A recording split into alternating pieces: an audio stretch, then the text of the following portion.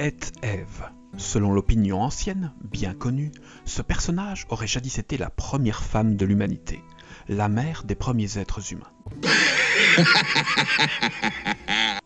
Il s'agit évidemment là d'une opinion très ancienne qui ne concerne plus grand monde à ce jour. L'immense majorité des croyants d'aujourd'hui ont une vision beaucoup plus nuancée de ces textes, avec une lecture symbolique de ces passages.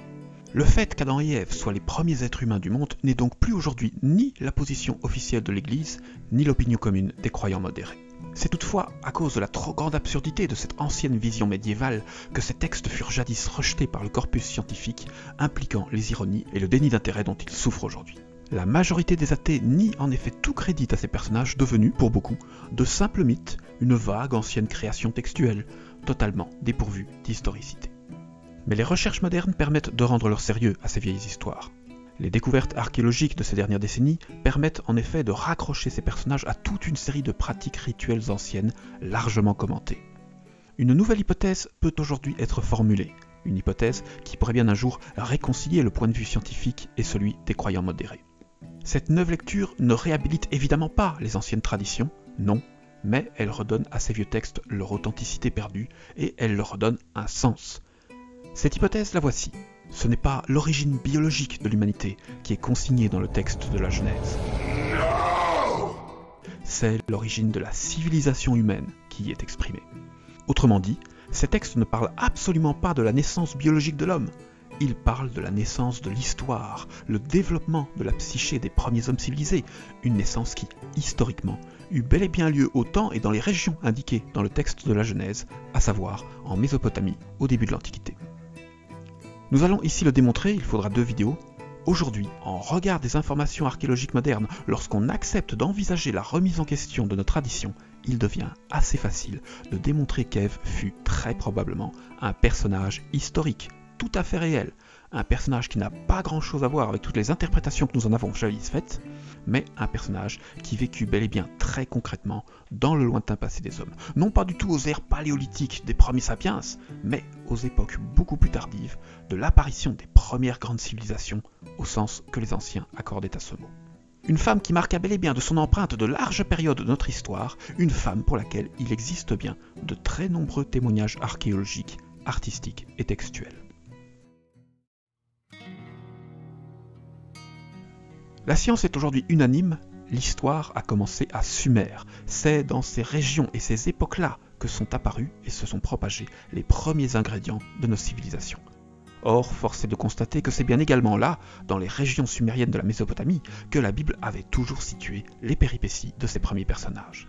Le plus tardif personnage d'Abraham, descendant d'Ève à la 20e génération, vivait encore en ces régions, dans la vieille ville sumérienne de Ur, la principale des grandes cités sumériennes de son temps. La majorité de ses proches ancêtres y vécurent également, et tous les plus anciens ancêtres de ce personnage sont tous pareillement décrits aux alentours de ces mêmes régions, aujourd'hui bien connues des archéologues. La ville sumérienne d'Uruk est citée dans ces passages de la Bible, tout comme la ville d'Assur, la ville de Babylone et la très vieille cité sumérienne de Tubal. Quant aux fils de Noé, ils sont explicitement dits être des rois dans le pays de Sumer. Le contexte géographique de ces vieilles histoires est donc bien affirmé à plusieurs dizaines de reprises dans les sources textuelles, et c'est un contexte qui est aujourd'hui très bien connu. Alors, rappelons qu'il y a 2 siècles à peine, personne sur Terre ne savait ce qu'était un Sumérien. L'humanité avait alors complètement perdu la moindre information concernant ce peuple, qui était alors pareillement classé au rang des mythes et divagations. Il y a 2 siècles, la Bible était le seul document au monde qui avait préservé dans ses lignes le souvenir de ce peuple ancien, peuple dont les villes et péripéties ont aujourd'hui été exhumées par les archéologues. Un peuple qui s'est peu à peu avéré être parmi les plus formidables que compta l'Antiquité. Ce sont les Sumériens qui ont inventé l'écriture, l'école, les lois, développé l'agriculture et les techniques d'irrigation, développé les premiers processus industriels, l'imprimerie et beaucoup d'autres choses encore. C'est à partir de ce peuple-là que se diffusèrent jadis les principaux éléments constitutifs de ce que les anciens appelaient la civilisation. Nous-mêmes modernes, en nos sciences, nous considérons aujourd'hui académiquement que c'est là, à Sumer, qu'est réellement née l'histoire. C'est là qu'elle a commencé, avec la naissance de l'écriture et des progrès qui l'accompagnèrent. Les religions prétendaient donc jadis à ce que l'histoire commence à cet endroit, et la science moderne est bien finalement arrivée à la même conclusion. Elle considère que l'histoire a commencé en ces lieux, qui servent de décor aux premiers textes bibliques. Aujourd'hui, Les textes et informations concernant ce peuple sumérien se comptent en dizaines de milliers. Et parmi ces informations, il nous faut compter de nombreux textes sumériens qui ressemblent, à s'y méprendre, à nos plus vieux textes bibliques. Et notamment une copie akkadienne d'un texte sumérien qui est un ancêtre à peine déformé de notre moderne texte biblique du déluge. C'est donc bien une certitude archéologique. Oui, nos plus vieux textes bibliques viennent bien de là. Ils furent jadis véhiculés en sumérien. Ils viennent de ces régions. C'est ce qui a toujours été écrit dans les textes bibliques, et ces faits sont bel et bien archéologiquement confirmés aujourd'hui. Pour parvenir à recomprendre ces vieux textes, il nous faut donc tout simplement cesser de les maintenir à part de ces faits archéologiques. Pour atteindre à la cohérence d'ensemble, à la somme des connaissances, il nous faut au contraire allier et confronter ces deux ensembles de données. Mais lorsqu'un conte de fées est réel, tu ne crois pas qu'il devient un fait?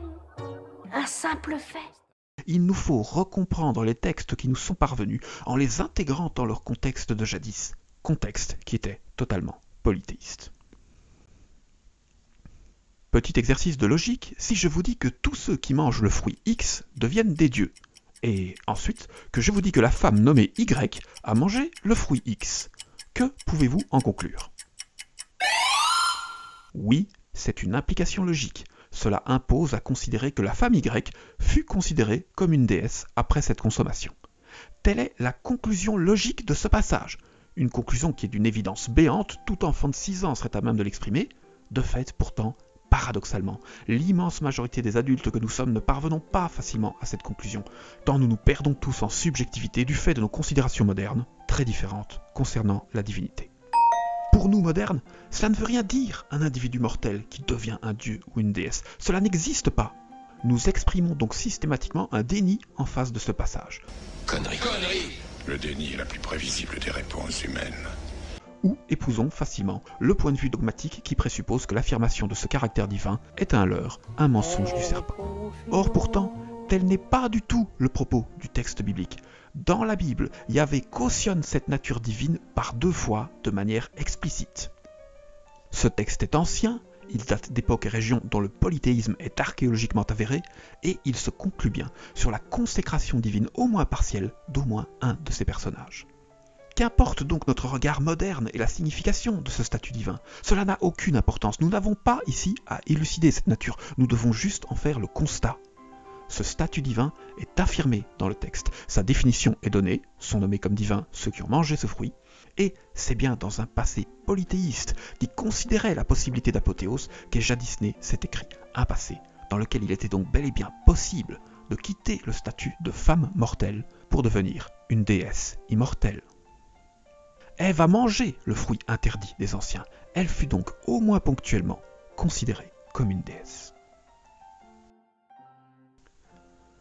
Ce n'est donc pas parmi les trop nombreuses et trop anonymes comme une femme humaine de la vieille Mésopotamie qu'il nous faudra rechercher notre vieux personnage biblique.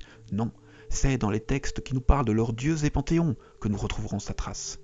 Alors, il nous faudra 2 vidéos pour parvenir à cette identification. Dans la seconde vidéo, nous vous révélerons l'identité historique du personnage, ses noms anciens, acadiens, sumériens, etc. Et à ce moment-là, il nous sera possible de vous présenter de très nombreuses preuves textuelles et archéologiques qui attestent de cette identité. Mais d'abord, dans un premier temps, dans cette vidéo, nous allons limiter notre propos au constat de cette nature divine et aux quelques indices textuels qui en sont encore présents en nos textes. Comme plusieurs auteurs anciens se sont jadis évertués à le souligner, si Adam et Ève sont bien tous deux punis pour le même crime, ils ne le sont pas du tout de la même manière, et une différence d'essence semble parfois s'exprimer au travers de ces nuances. Si lorsqu'on lit certains passages de la Genèse, Adam et Ève semblent bien expérimenter ensemble leur épreuve traumatique, par exemple dans le passage où ils prennent tous deux conscience de leur nudité, dans d'autres extraits, Ève semble être déjà considérée comme divine avant même cette consommation particulière. Cette hypothèse d'une primo-nature divine de la personnalité d'Ève a évidemment été condamnée durant tout le Moyen-Âge, du fait des considérations créationnistes et monothéistes qui s'imposaient alors à ces textes. Mais malgré cela, de nombreux indices en sont restés dans nos Bibles. Ce fruit rend divin, c'est certain, c'est écrit, et il semble bien que pour Adam, cette consommation soit bel et bien inédite. Mais tel ne fut peut-être pas le cas de l'envoûtante compagne qu'on lui attribua. En effet, lorsque le dieu Yahvé exprime verbalement cette transformation, ce changement d'état vers le divin, sa phrase est au masculin et au singulier, uniquement. La fameuse phrase « Voilà que l'homme est devenu comme l'un d'entre nous » n'a pour sujet que l'unique personnage d'Adam, l'homme et uniquement l'homme. Or, c'est dit et redit, celui qui mange ce fruit devient divin. Mais voici qu'étrangement, en conclusion, seul l'homme nous est dit avoir chuté, s'être transformé et avoir acquis un nouveau statut. Beaucoup se sont évidemment employés à prétendre que cette phrase du Dieu englobe en fait les deux personnages, que le terme « homme » est ici pris avec une valeur patriarcale et machiste qui serait, dit-on, propre aux vieilles époques. Une sorte de masculin qui l'emporte 6000 ans avant l'heure. Mais aucun mot du texte ne cautionne cette interprétation-là. Dans les faits, il n'y a aucun autre endroit dans la Bible où le Dieu fasse pareillement fi de toute grammaire en s'exprimant au singulier pour parler de deux personnages. Et le Dieu du livre s'était déjà adressé à plusieurs reprises aux deux mêmes personnages avant cela, sans jamais utiliser ce type de simplisme. Il nous faut donc rejeter cette interprétation forcée, qui ne se justifie qu'à coup d'exception. Elle est un reste des anciennes considérations créationnistes où Adam avait valeur collective de par son rôle de premier homme biologique. Si l'on tient compte uniquement des faits et considérations explicites du texte, Yahvé affirme ici très clairement qu'Adam vient de changer de nature, qu'il a atteint, au moins partiellement, la nature divine commune aux êtres dont Yahvé fait partie. Mais pour Ève, cette transformation n'est pas affirmée. Ève a mangé ce fruit, elle est donc divine, mais aucune neuve nature n'est annoncée pour elle, aucune transformation. Force est donc de conclure logiquement que selon les propos mêmes du texte, Ève était déjà divine avant cette consommation-là.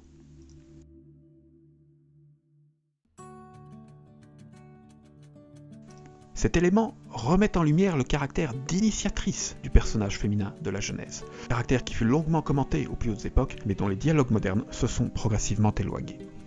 Ève fut jadis considérée comme l'initiatrice d'Adam, celle qui lui avait apporté cette neuve forme de conscience, une nature certes complètement ambiguë, bonne et mauvaise à la fois, fruit de l'arbre de la naissance du bien et du mal, mais une nature bel et bien jadis perçue comme associée au divin.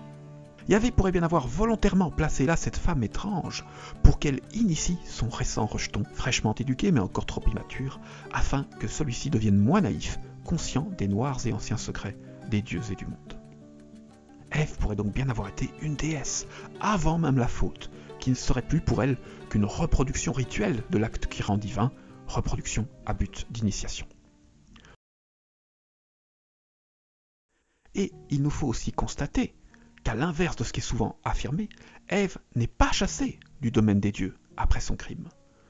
Dans toutes les phrases qui considèrent l'exil d'Adam et Ève, seul Adam est nommé, jamais Ève. Nous présupposons tous cet exil d'Ève parce qu'il nous a été enseigné et que nous l'avons vu en fresque, en peinture. Mais dans les textes, Ève n'est pas chassée de l'Éden. Jamais.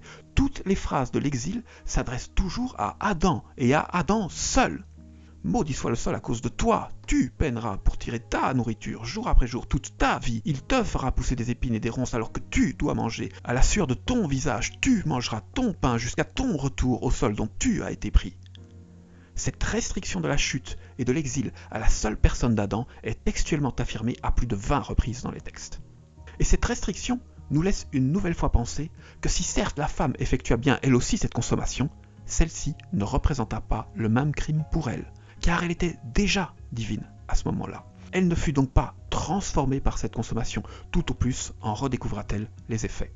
Mais aucun nouveau statut n'est annoncé pour sa personne et elle n'est pas, à ce moment-là, chassée du domaine des divinités.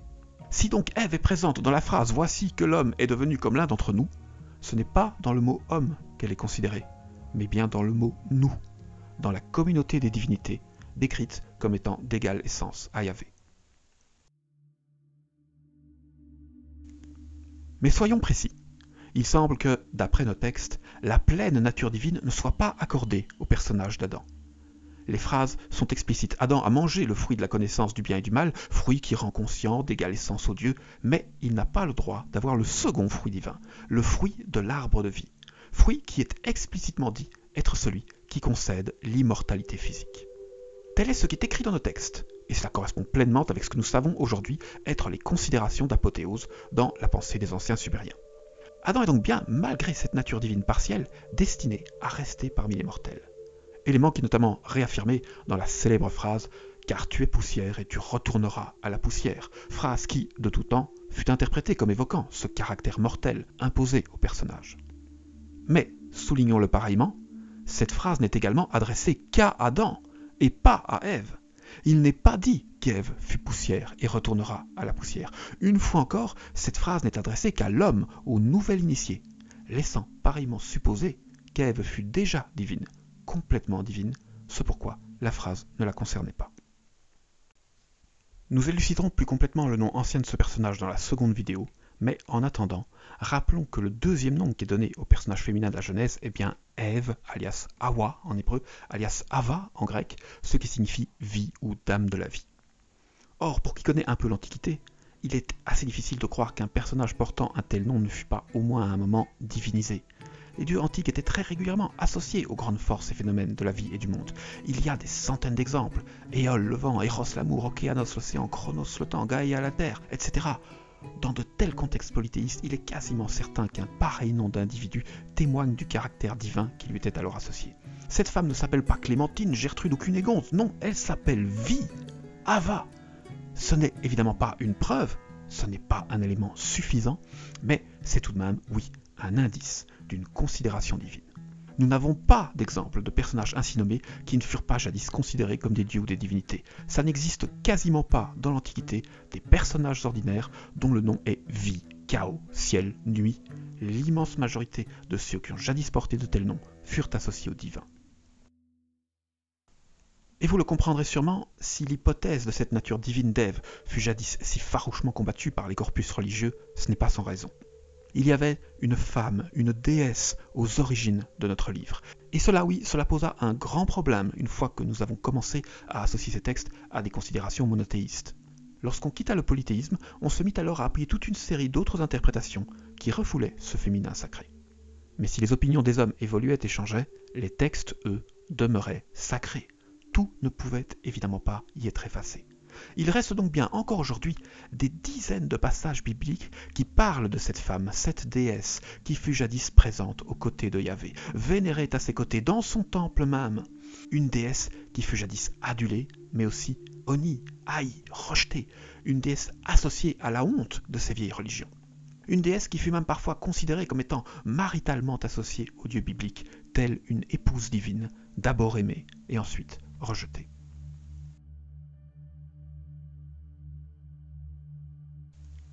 Un autre nom qui est donné au personnage d'Ève dans le texte de la Genèse est « mère de tous les vivants ». C'est évidemment ce genre d'épithète, typiquement divine, qui servit jadis à faire prétendre à une considération créationniste. Nous avons jadis voulu voir en ce terme « les vivants » les hommes. Or cela n'a pas beaucoup de sens. Au mieux le terme « les vivants » aurait pu évoquer l'entièreté des hommes, des animaux et des plantes, mais pas juste les humains. Mais dans ce cas précis, il n'est pas du tout nécessaire de spéculer sur la signification de ce mot-là, car ce terme « les vivants » est utilisé à plusieurs autres reprises dans d'autres passages anciens de la Bible. Voyons donc sa définition dans ces autres occurrences textuelles. Vous en conviendrez, je pense, ce ne sont pas des hommes ordinaires qui sont ici définis par ce mot. Ce sont des créatures angéliques ou démoniaques aux traits surnaturels et divins. Rien ne les arrête, ils font peur, ils sont constitués de feu, ils se déplacent comme la foudre. Ces textes bibliques viennent de Mésopotamie. Or, c'est certain, en Mésopotamie ancienne, ceux que l'on appelait les vivants, c'étaient jadis les dieux et non leurs créatures. Ceux que l'on appelait les vivants, c'étaient les dieux. C'est une certitude archéologique. La femme qui porte le titre de mère de tous les vivants est donc leur mère à tous, la mère de tous les dieux. La mère de tous les dieux ne pouvant évidemment pas être d'une nature différente d'eux, cette épithète d'Ève l'associe immanquablement à une nature divine des plus conséquentes. Ce nom témoigne donc à la fois de cette nature divine du personnage et à la fois du caractère d'initiatrice qui lui fut jadis associé. Cette femme était divine, et c'est elle qui initiait les autres, c'est elle qui les faisait jadis tous passer de leur ancien statut humain à un nouveau statut qualifié de divin. De la même manière que Yahvé était jadis dit être le père symbolique de tous ceux qui portaient cet héritage, une divinité féminine était jadis dite en être la mère symbolique. Et il n'y a qu'une seule déesse qui eut jadis ces deux rôles, qu'une seule déesse séductrice, impétueuse, incontrôlable, qui eut jadis ses noms, fonctions et attributs en Mésopotamie. Nous le démontrerons longuement dans notre prochaine vidéo. Ève est Ishtar, la déesse Ishtar, la plus ancienne et importante de toutes les déesses de l'Antiquité. Une déesse sulfureuse qui fut jadis rejetée tant elle déchaîna trop de passion, une déesse qui fut donc contrainte de disparaître des dogmes, mais dont les textes sacrés ont évidemment gardé de très nombreuses traces, au point que subsistent encore à ce jour plusieurs complets aveux de cette identité dans nos Bibles, des aveux auxquels s'ajoutent aujourd'hui de nombreuses preuves archéologiques. Il y a encore énormément d'indices bibliques de cette nature divine du personnage d'Ève, plusieurs centaines d'indices, je n'exagère pas, mais nous ne saurions les mettre en lumière sans d'abord souligner cette identité entre Ève et Ishtar. Nous garderons donc ces indices pour la prochaine vidéo, dans un mois, sur cette chaîne. Quant à la présente vidéo, nous la concluons. Ève fut jadis une déesse, ou plutôt, évidemment, fut jadis considérée comme étant une déesse, puisque, rappelons-le, cela va de soi, les anciens polythéistes avaient d'autres considérations que les nôtres concernant la nature divine. Et c'est évidemment la perte des nuances concernant l'évolution historique de cette définition du divin qui imposa, et impose encore, à beaucoup d'incompréhension quant à l'originelle signification de ces passages. Sur ce, je vous salue et vous donne rendez-vous dans un mois. Merci aux lecteurs de nos livres, toujours plus nombreux, merci à tous ceux qui suivent ou soutiennent ces travaux et vidéos, parfois compliqués, et merci simplement de nous avoir écoutés jusqu'ici. Au revoir.